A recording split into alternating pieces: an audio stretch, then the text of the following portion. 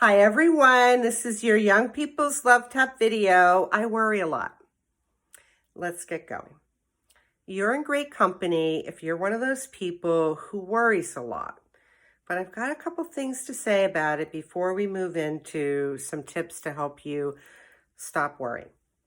Number one, it's common in people of all ages. And what is worrying? Worrying is when you're having anxiety or you're ruminating or having a lot of thoughts about either an actual problem you have or a potential problem. So it's anxiety or uncertainty about an actual or potential problem.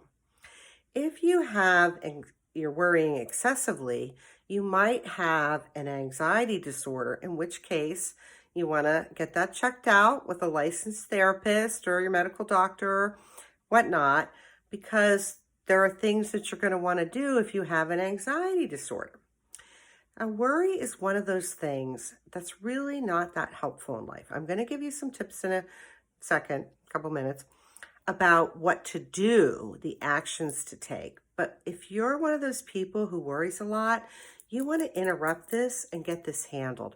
You don't want a life filled with worry, because there are things you can do so you don't have to worry.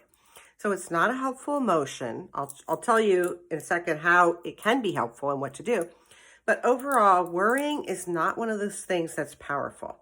It's not good for your health. It doesn't make people happy. It's overall a huge buzzkill, very negative. And it doesn't matter if we're filled in a world where too many people worry, this doesn't have to be your future. So we want to put worrying to bed and give you the steps to take.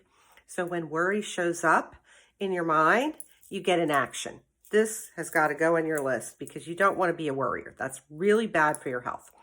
So the first point in the tip section here is I want you to acknowledge and celebrate the fact that you can admit to yourself that you worry a lot. That's helpful. That's actually quite powerful to be able to admit that.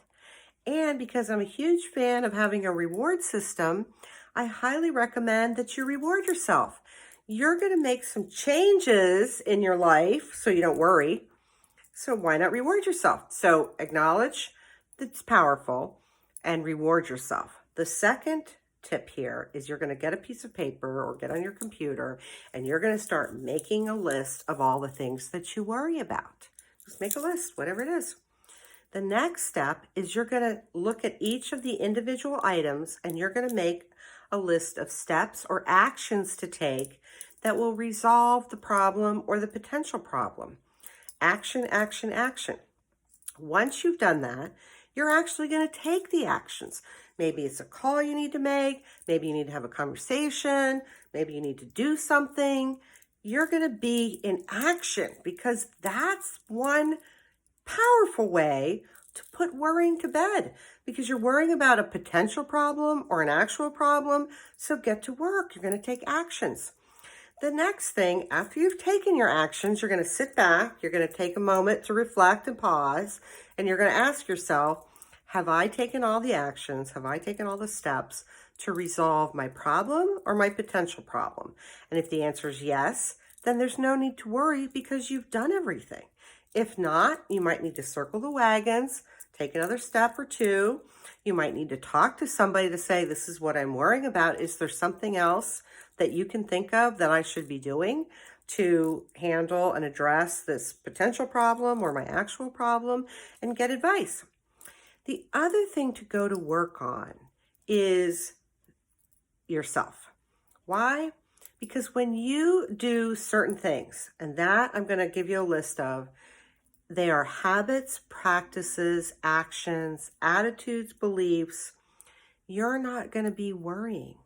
You might worry occasionally, but instantly then you're going to go, oh, I'm worrying about this. Let me see, what actions can I take? Oh, I'm going to take these actions. I'm going to do this.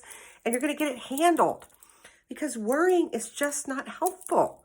It's a sign to do something and get to work. So here are the foundational things that'll help you become somebody who's happy, somebody who has a great life, and somebody who's not worrying Okay, we don't want you worrying. That's no good. You're going to get really good about self-care. I have a video about that. Make it fun, enjoy it, but you're young, so you really want to get that into your life because it's really fabulous. Self-care is fabulous.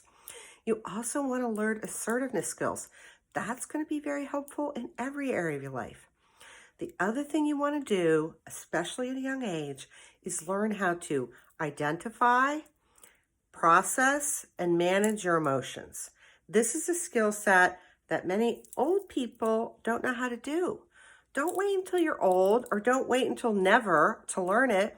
This puts you in the driver's seat. When you can pinpoint your emotions, and I have a video about, your emotional vocabulary. It starts with your words. Pinpoint how you're feeling, identify it, manage it, process it. That puts you in the driver's seat of life. So it's a very, very beneficial.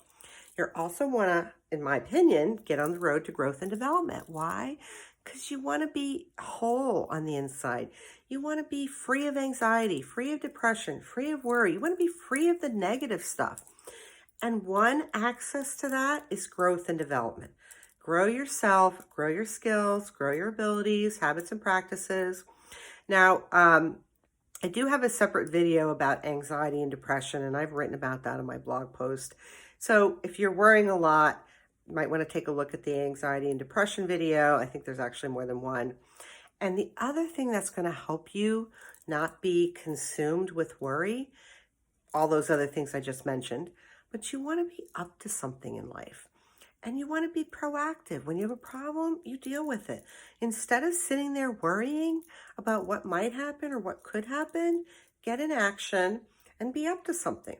So I hope that's helpful, because you do not want a life of worrying.